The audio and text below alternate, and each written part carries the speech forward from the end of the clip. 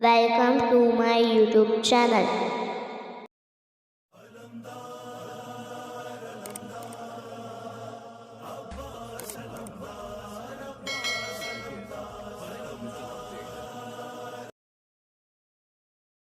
تمام تر تعریفیں اور تمام تر حمد و ثنا اس خالق لم یزل کے لیے جو دونوں جہانوں کا بنانے والا ہے، وہ پاک پروردگار جو رحمان بھی ہے، رحیم بھی ہے، جبار بھی ہے، کریم بھی ہے، اور ایسا کریم ہے کہ اپنے ہر بندے پر کرم کرتا ہوا نظر آ رہا ہے۔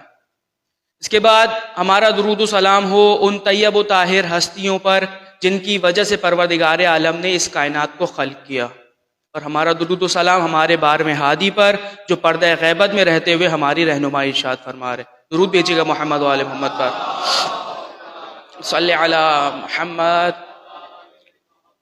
عزیزان گرامی، پروردگار عالم اپنی کلام بلاغت میں ارشاد فرما رہے، فَإِمَّا يَأْتِيَنَّكُم مِّنِّي هُدًى فَمَن تَبِعَ هُدَايَا وَلَا خَوْفٌ عَلَيْهِمْ وَلَا هُمْ يَحْزَنُونَ، کہ اے اولاد آدم، ہم نے تمہارے لیے مسلسل ہدایتوں کا سلسلہ جاری رکھا، ہم نے تمہارے لیے ہدایتوں کا سلسلہ مسلسل جاری رکھا، بس تمہارا کام اتنا یہ ہے کہ وہ ہدایتیں جو تم تک پہنچائی جا رہی ہیں تم ان ہدایتوں کی اتباع کرو تاکہ تم خوف سے بری و ذمہ ہو جاؤ۔ اب پروردگار عالم کہہ رہا ہے کہ بھائی کچھ ہدایتیں ایسی ہیں جو وہاں سے یہاں پہنچائی جا رہی ہیں، کس لیے پہنچائی جا رہی ہیں؟ تاکہ تم انسان بن جاؤ۔ اب پروردگار عالم نے انسان کو خلق کیا، چلے اس سے بھی پہلے قرآن مجید کی ایک آیت ہے جس میں پروردگار عالم ارشاد فرماتا ہے، فطرت اللہ التی فطر الناس علیہا، پروردگار عالم کہہ رہا ہے کہ میں نے ہر انسان کے اندر ایک خدائی صفت کو رکھا ہے جس سے وہ توحید کو پہچان لیتا ہے۔ اب انسان کافر ہو، مسلمان ہو، یہودی ہو، کوئی بھی ہو، لیکن اس کے اندر ایک صفت، ایک جینز ایسی ہے کہ وہ خدا تک پہنچاتی ہے۔ ایک علامہ گزرے ہیں، علامہ یوسف ابن مطہر حلی، ان سے سوال کیا گیا کہ انسان خدا کا ادراک کیسے حاصل کرے، خدا تک کیسے پہنچے؟ تو انہوں نے کہا اس کی مثال اس طرح لے لیں کہ ایک شخص آپ کے پاس آئے اور کہے کہ جی فلاں جگہ پر آگ لگی ہے، چلیں فوراً تاکہ اس جگہ کو بچاتے ہیں۔ کہا آپ شاید اس کی بات نہ مانیں۔ کہا پھر دوسرا شخص آئے اور پھر کہے کہ وہاں پر آگ لگی ہے، چلیں ہمیں بچانا ہے، آپ اس کی بات نہ مانیں۔ کہا 2 3 10 15 20 بندے آ جائیں، ایک مجلس میں لوگ بیٹھے ہوئے ہوں، اور پھر ان میں سے کوئی ایک تو یہ کہے گا نا کہ جناب اس کی بات کو مانا جا سکتا ہے کیونکہ بندے الگ ہو رہے ہیں لیکن بات ایک ہی ہو رہی ہے۔ توجہ کیجئے گا، بندے الگ ہو رہے ہیں، بات ایک ہی ہو رہی ہے۔ تو جناب حلی کہتے ہیں کہ بھائی پروردگار عالم کا بھی تو یہی فرمان ہے، اور میرے مولا امیر المومنین نے بھی تو یہی کہا کہ پروردگار عالم نے تمہاری ہدایت کے لیے نہیں 1 نہیں 2 نہیں 10 نہیں بلکہ 1,24,000 انبیاء بھیجے، اور وہ سب ایک ہی بات کہہ رہے تھے، لا الہ الا اللہ۔ وہ صرف ایک ہی بات کہہ رہے تھے کہ بھائی لا الہ الا اللہ۔ تو یہ کیسے پہچانا جائے گا؟ کہا یہ عقل انسانی کے ذریعے پہچانا جائے۔ عقل انسان کو انسان بناتی ہے۔ تو جب پروردگار عالم کہہ رہا ہے کہ بھائی ہدایتوں کا سلسلہ تم تک پہنچایا، تو جب تمہاری عقل بے لگام ہو جائے تو یہ ہدایتیں تمہیں لگام دیں گی۔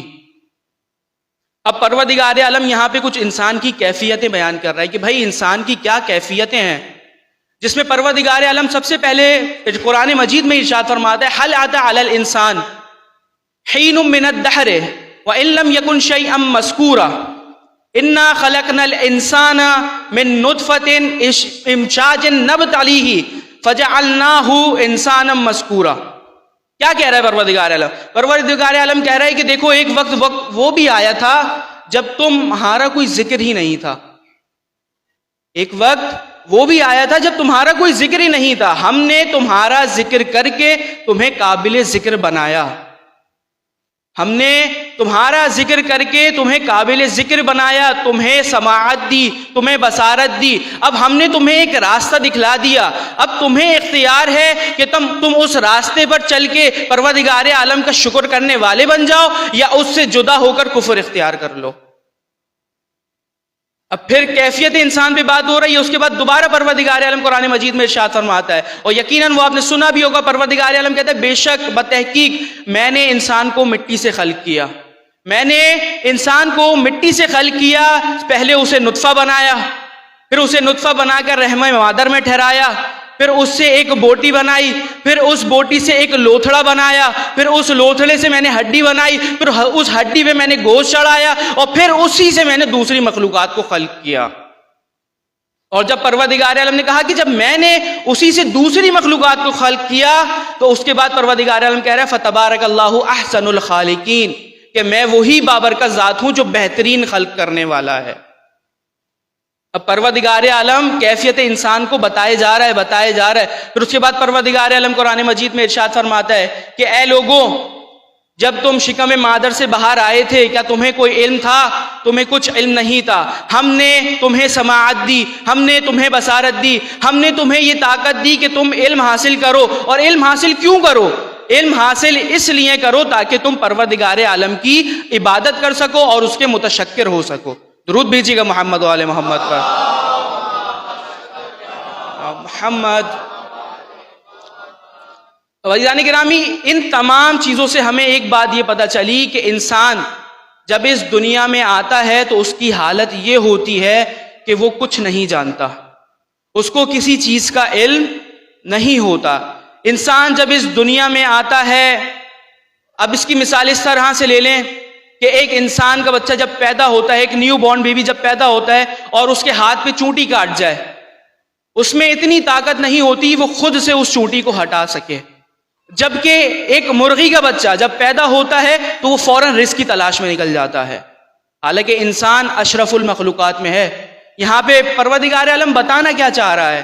پروردگار عالم بتانا کیا چاہ رہا ہے؟ پروردگار عالم کہہ رہا ہے کہ بھائی دیکھو، ہم نے جب تمہیں بنایا تو تم کمزور تھے، اس کے بعد ہم نے تمہیں طاقت عطا کری، تم سننے والے نہیں تھے، ہم نے تمہیں سماعت بخشی، ہم نے تمہیں بصارت بخشی۔ اس کے بعد پروردگار عالم کیا کہتا ہے قرآن مجید میں؟ پھر پروردگار عالم قرآن مجید میں کہتا ہے دیکھو ہم نے تمہیں خلق کیا، ہم نے تمہیں بنایا، ہم نے تمہیں سماعت دی، ہم نے تمہیں بصارت دی، اور پھر ہم ہی تمہیں اس عمر آزش کی طرف پلٹائیں گے۔ اصل چیز یہی ہے، ذرا دقت سے سنیے گا، کہ ہم نے تمہیں سماعت دی، ہم نے تمہیں بصارت دی، اور ہم تمہیں اس عمر آزش کی طرف پلٹائیں گے۔ علماء نے لکھا اس عمر سے کہ اس عمر سے مراد بڑھاپا ہے۔ تو اب سوال یہ اٹھتا ہے کہ پروردگار عالم بڑھاپے کی طرف تو آیا جاتا ہے، یہ پلٹایا کس طرف جا رہا ہے؟ مثال آپ یہ کہ آپ مجلس میں آئیں، گھر سے آئیں، اب گھر پلٹ کر واپس جائیں گے، پلٹایا جائے گا۔ پروردگار عالم بڑھاپا تو آئے گا، تو پروردگار عالم کہہ رہا ہے بھائی ذرا غور کرو، میں یہ کہنا چاہ رہا ہوں کہ جب جیسا تمہارا بچپنا تھا، جس طرح تم بچپن میں تھے ویسے ہی تم بڑھاپے میں پائے جاؤ گے۔ توجہ کیجیے گا، جس طرح تم بچپن میں تھے اسی طرح تم بڑھاپے میں پائے جاؤ گے۔ اگر تم بچپن میں کمزور تھے تو تم بڑھاپے میں بھی کمزور ہوگے۔ بچپن میں اگر تمہارے ہاتھ میں کوئی چیز تھما دی جائے تو تھمتی نہیں تھی، تو بڑھاپے میں بھی یہی ہوگا، تمہارے ہاتھ میں کوئی چیز تھمائی جائے گی وہ تھمے گی نہیں۔ بچپن میں تمہاری نظریں ایک جگہ پر ٹکتی نہیں تھی، تو بڑھاپے میں بھی یہی ہوگا کہ تمہاری نظریں ایک جگہ پر ٹکیں گی نہیں۔ یعنی جس طرح تمہارا بچپنا ہوگا اس طرح تمہاری ضعیفی ہوگی۔ توجہ کیجیے گا، جس طرح تمہارا بچپنا ہوگا اسی طرح تمہاری ضعیفی ہوگی۔ لیکن ہم نے ایک شخص کو دیکھا جس نے بچپن میں ہی اصغر کو چیر دیا تھا، تو سوچیں ذرا اس کی ضعیفی کس طرح ہوگی۔ فیضان گرامی، جس طرح سے آپ کا بچپنا جائے گا اسی طرح سے آپ کا بڑھاپا جائے گا۔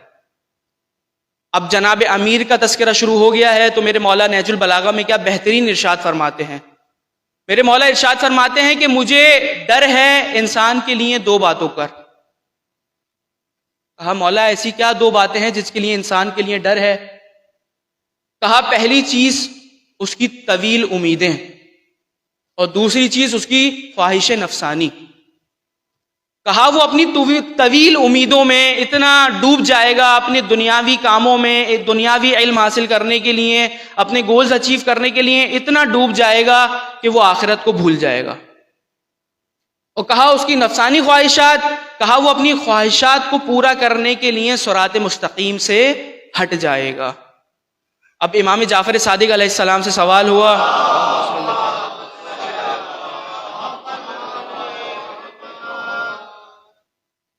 امام صادق سے سوال ہوا کہ ایک شخص امام کی خدمت میں حاضر ہوا اور کہنے لگا مولا صراط مستقیم کیا ہے؟ تو میرے مولا مسکرائے اور کہا کیا تم نے وہ روایت نہیں سنی؟ کہا مولا کون سی روایت؟ کہا ایک بڑی مشہور روایت ہے جس میں یہ کہا گیا کہ مسجد کوفہ کا ایک ممبر ہے، اس ممبر پہ ایک شخص بیٹھا ہوا ہے جس نے سلونی کا دعویٰ کیا ہے، وہ اپنے سینہ اطہر پر ہاتھ مار کے کہتا ہے انا صراط مستقیم، کہ میں صراط مستقیم ہوں، اگر تم میری اتباع کرو گے تو میں تمہیں جنت تک لے کر جاؤں گا۔ تو یہ اہل بیت علیہم السلام ہمارے لیے کیا ہیں؟ صراط مستقیم ہے۔ ان سے محبت کرنا، ان سے مودت کرنا ہمیں جنت تک لے کر جائے گا۔ اس کی دلیل کیا ہے؟ اس کی دلیل یہ ہے کہ جب رسول خدا سے ایک شخص نے سوال کیا نا، یا رسول اللہ آپ سے محبت اور آپ کی آل سے محبت ہمیں فائدہ کیا دے گی؟ تو رسول خدا نے کہا کہ مجھ سے محبت اور میری آل سے محبت تمہیں 5 جگہوں پر فائدے دے گی۔ کہا یا رسول اللہ پہلی جگہ کیا ہے؟ کہا سب سے پہلی جگہ یہ ہے کہ جب تمہاری روح قبض ہو رہی ہوگی ہماری محبت وہاں تمہیں بچائے گی۔ کہا دوسرا، کہا جب حساب کتاب کا وقت ہو رہا ہوگا نا تب ہماری محبت تمہیں بچائے گی۔ اس کے بعد کہا پھر یا رسول اللہ، کہا پل صراط پہ براق کی رفتار سے گزارے گی۔ کہا پھر، کہا پل صراط سے بچائے گی۔ اس کے بعد کہا حساب کتاب میں آسانی ہوگی، اور سب سے مشکل کام کہا فشار قبر سے تمہیں محفوظ رکھے گی۔ اگر آپ ان 5 چیزوں کو ملاحظہ کریں، جب آپ یہ سنیں نا کہ انسان کی روح قبض کی جائے گی تو آپ یہ تصور کریں کہ کیا مرحلہ ہوگا۔ روایت کے جملے ایسا ہے کہ کانٹے دار لکڑی پر ململ کا کپڑا ڈالا جائے اور اسے کھینچا جائے، اس طرح سے انسانی جسم کی حالت ہوتی ہے۔ لیکن فشار قبر اور ان تمام چیزوں سے محفوظ کون رہے گا؟ وہی رہے گا جس کے دل میں اہل بیت سے محبت ہوگی۔ ایک مشہور حدیث ہے نا کہ من ماتا ولم یعرف امام زمانے ہی ماتا میتۃ جاہلیہ، کہ اگر کوئی اپنے زمانے کے امام کی معرفت حاصل کیے بغیر مر گیا تو گویا وہ جہالت کی موت مرا۔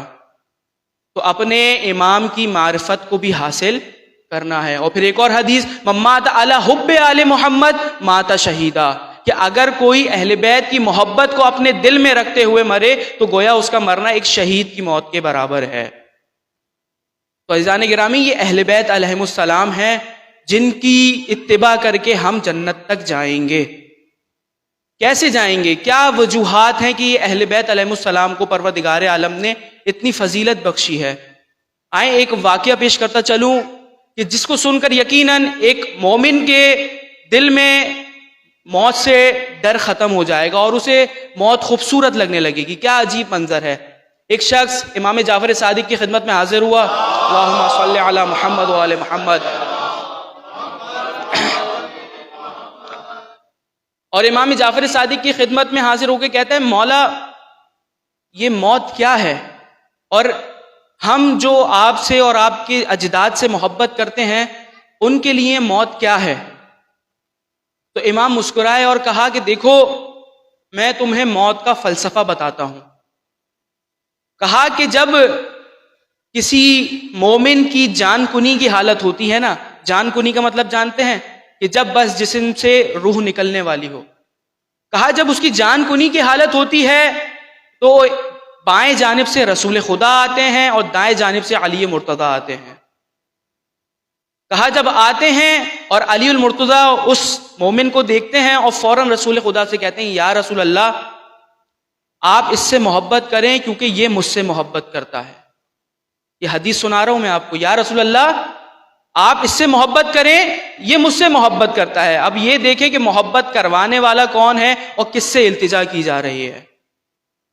پھر اس کے بعد روایت کا جملہ ہے کہ جناب محمد مصطفیٰ جبریل امین سے کہتے ہیں اے جبرائیل تم اس سے محبت کرو کیونکہ یہ علی سے محبت کرتا ہے، خدا سے محبت کرتا ہے اور مجھ سے محبت کرتا ہے۔ اور اس کے بعد کہتے ہیں جبرائیل ملک الموت کو حکم دیتا ہے اے ملک الموت اس مومن سے محبت کرو کیونکہ یہ رسول خدا سے محبت کرتا ہے، علی المرتضیٰ سے محبت کرتا ہے اور اللہ سے محبت کرتا ہے۔ اور جب ملک الموت اس شخص کے پاس آتی ہے اور اس شخص کو کہتی ہے کہ اے شخص تو نے کیا دنیا میں ہی اپنے نجات کا پروانہ لکھ لیا؟ اے شخص کیا تو نے دنیا میں ہی اپنے نجات کا پروانہ لکھ لیا اور کیا تو نے دنیا میں ہی عصمت کبریٰ کا دامن تھام لیا تھا؟ تو پروردگار عالم کی توفیق سے وہ مومن کہتا ہے کہ ہاں میں نے اپنی زندگی میں ہی نجات کا پروانہ بھی لکھ لیا تھا اور اپنی زندگی میں ہی عصمت کبریٰ کا دامن بھی تھام لیا تھا۔ تو پھر وہ ملک الموت پوچھتی ہے کہ وہ بتا وہ عصمت کبریٰ ہے کیا؟ تو وہ پھر مومن خدا کی توفیق سے کہتا ہے کہ وہ عصمت کبریٰ علی اور آل علی سے محبت کرنا ہے۔ درود بھیجیے گا محمد و آل محمد پر، صلی علی محمد و آل۔ وہ عصمت کبریٰ محمد و آل محبت سے محبت کرنا ہے۔ اب اس کے بعد مولا فرماتے ہیں کہ تم تو دیکھتے ہو نا کہ ایک مومن کو، ایک مردے کو کفن دیا جاتا ہے، لیکن جو ہم اہل بیت سے محبت کرے گا اس کا کفن جنت سے آتا ہے۔ اس کو جو ہنوط دیا جاتا ہے، تمہارے سامنے تو کافور کا ہنوط دیا جاتا ہے، لیکن اصل میں اس کو جو ہنوط دیا جاتا ہے وہ جنت کی مشک سے ہنوط دیا جاتا ہے۔ تو ایک صحابی بیٹھا ہوا اور کہنے لگا یا رسول اللہ، اے ابن جعفر، آپ یہ کہہ رہے ہیں ہم تو مردے کو عام سا کفن دیتے ہیں اور ہنوط کرتے ہیں، تو میرے مولا فرماتے ہیں کہ دیکھو تمہارا کفن دینا، تمہارا ہنوط کرنا، تم اس کو جس چیز میں بھی دفناؤ، لیکن جو محبت اہل بیت رکھتے ہوئے مرے گا، پروردگار عالم کی طرف سے تحفہ یہ ہے کہ اس کے لیے جنت سے کفن بھی آئے گا، جنت سے مشک بھی آئے گی۔ کہا مولا پھر اور کیا تحفہ ملے گا؟ کہا اس کا پہلا تحفہ یہ ہوگا کہ جب قبر میں اس کو اتارا جائے گا تو اس کے قبر کا پہلا دن دنیا کے 1 مہینے کے برابر کا ہوگا۔ توجہ کیجئے گا کہ اس کے قبر کا پہلا دن دنیا کے 1 مہینے کے برابر کا ہوگا، اور ملک الموت اسے حکم دے گا کہ اے مومن، اے بندہ مومن، تو آرام سے سو جا۔ سب تحائف مل گئے۔ اس کے بعد پھر پوچھا جائے گا کہ اے بندہ مومن، کیا تم ان تمام چیزوں سے خوش ہو؟ تو پھر وہ بندہ مومن کہے گا کہ نہیں، صرف ایک چیز کی کمی ہے۔ کہا وہ کیا چیز کی کمی؟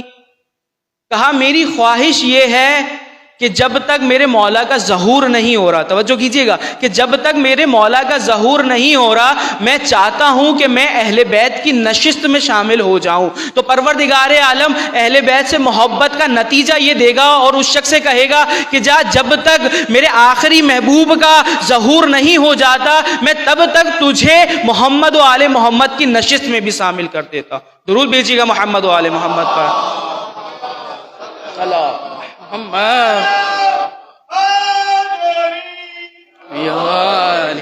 عزیزان گرامی، یہ موت یقیناً سب لوگ سن کر ڈر بھی جاتے ہیں کہ بھائی موت آنی ہے، پھر حساب کتاب ہوگا، میزان کا عمل ہوگا، لیکن کچھ لوگ کہتے ہیں کہ بھائی یہ جو محمد و آل محمد کے چاہنے والے ہیں یہ موت سے اتنا گھبراتے نہیں ہیں، لیکن اس کا ہرگز یہ مطلب بھی نہیں ہے کہ کچھ عمل بھی کرنا نہ چاہیے کہ بھائی کچھ عمل نہ کرو صرف شفاعت ہو جائے گی، نہیں۔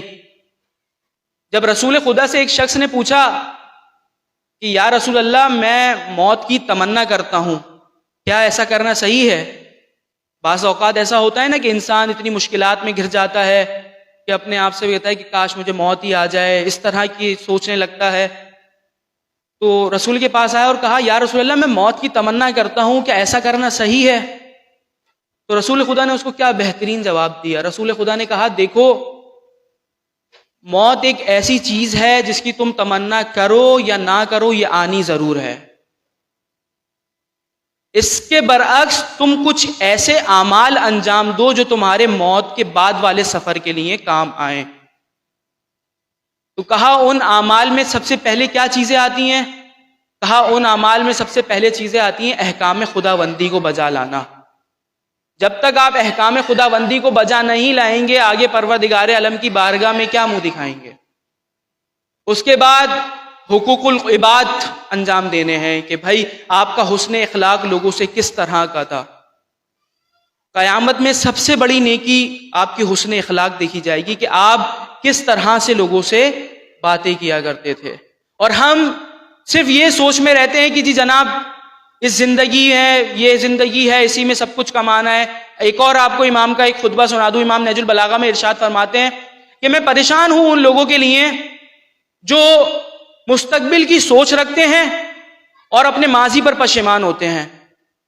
میں پریشان ہوں ان لوگوں کے لیے جو مستقبل کو سوچتے رہتے ہیں کہ میرا مستقبل کیسا ہوگا اور ماضی کے لیے پشیمان ہوتے رہتے ہیں کہ یہ کیا ہو گیا، لیکن وہ اپنے پریزنٹ کو نہیں جی رہے ہوتے کہ ہمیں ابھی کیا کرنا ہے.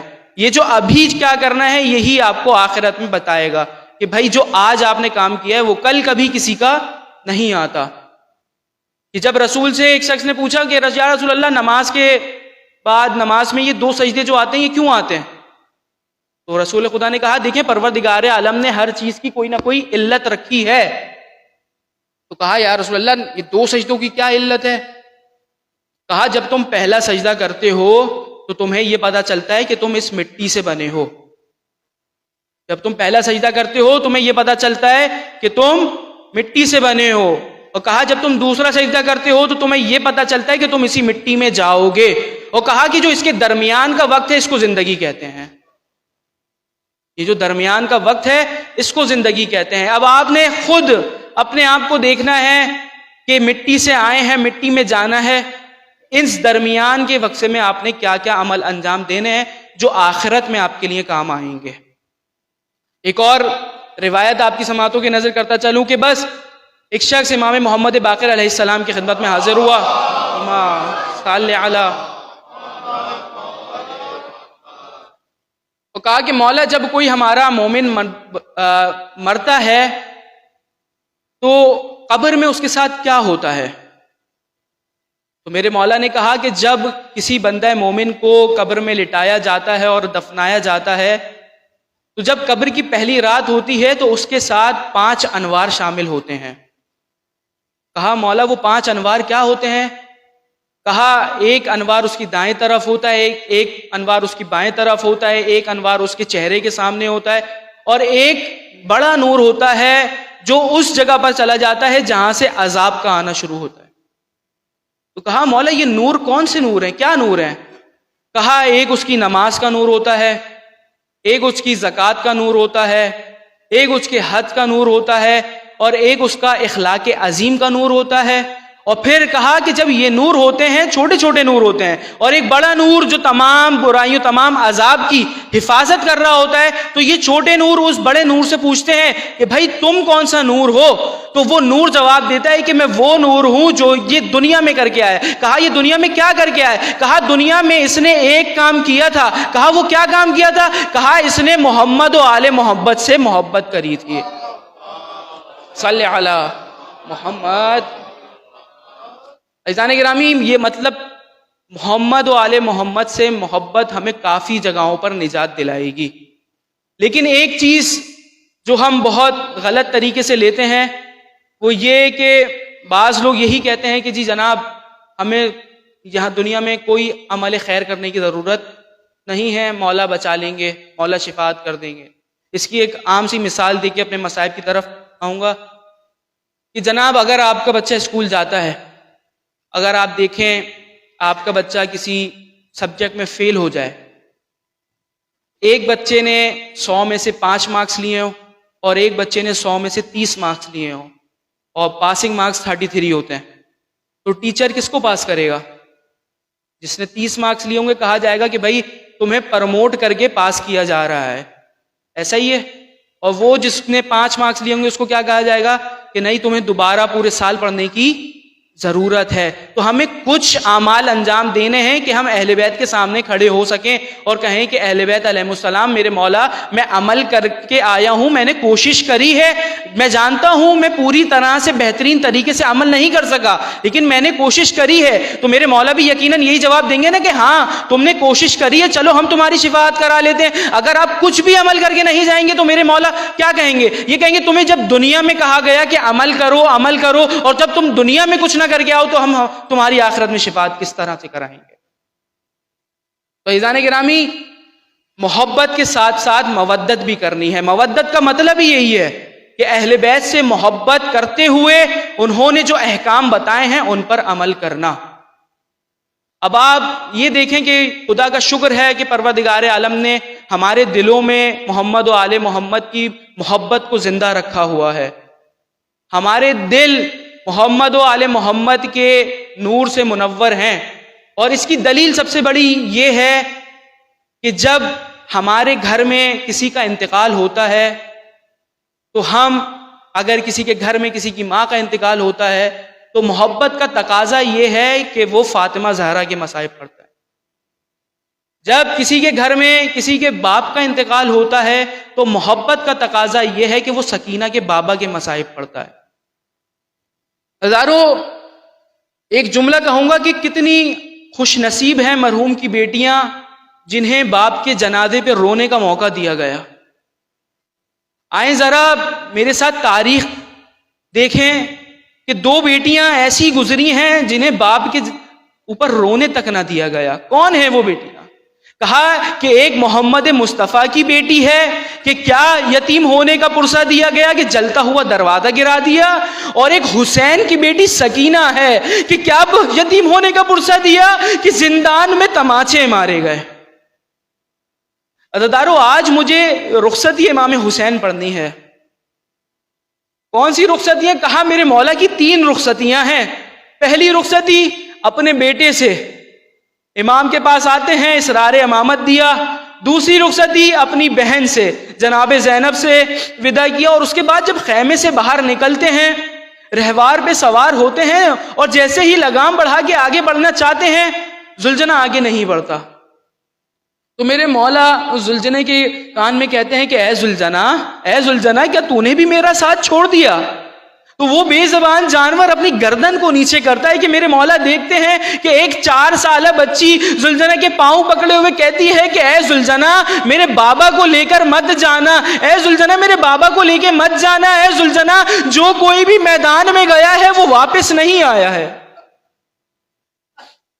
دارو جیسے ہی میرے مولا نے یہ منظر دیکھا فوراً گھوڑے سے زمین پر آئے، سکینہ سے کہا سکینہ بیٹا کیا ماجرا ہے؟ تو سکینہ کہتی ہے بابا آخری بار آپ کے سینے پر سونا چاہتی ہوں، بس اتنا سننا تھا. میرا مولا کربلا کی تپتی ریت پر لیٹ گیا. سکینہ سے کہا سکینہ آؤ بابا کے سینے پر سو جاؤ. سکینہ بابا کے سینے پر سوتی ہے. میرے مولا کہتے ہیں سکینہ دیکھو آج کے بعد اگر بابا کا سینہ نہ ملے نا تو پھپھو سے کبھی بابا کے سینے پہ سونے کی ضد نہ کرنا. اس کے بعد سکینہ اپنے بابا سے کہتی ہے بابا جب رات میں آپ سلاتے تھے، آپ کہانیاں سناتے تھے، احکام بتاتے تھے، تو آپ کہتے تھے بابا آپ کہتے تھے کہ کچھ بیٹوں کے حق ہوتے ہیں، کچھ بیٹیوں کے حق ہوتے ہیں. بابا بیٹوں میں علی اکبر نے شہید ہو کر اپنا حق ادا کر دیا، بابا علی اصغر نے اپنا حق ادا کر دیا، بابا میرے حصے میں کیا آیا؟ بس اتنا سننا تھا. میرا مولا اٹھا، کربلا کی تپتی ریت کو اٹھا کر سکینہ کے بالوں میں ڈالا اور کہا سکینہ آپ کے حصے میں یتیمی آئی ہے، سکینہ آپ کے حصے میں یتیمی آئی ہے. میں کہوں گا مولا یہ بھی بتا دیتے سکینہ تمہارے حصے میں شمر سے تماچے کھانا بھی آیا ہے، تمہارے حصے میں گوشوارے چھننا بھی آیا ہے. ہم امید کرتے ہیں کہ ہماری یہ ویڈیو آپ کو ضرور پسند آئی ہوگی. یہ چینل کو سبسکرائب شیئر ضرور کریں تاکہ ہماری آنے والی ویڈیو آپ تک بر وقت پہنچ سکے. شکریہ.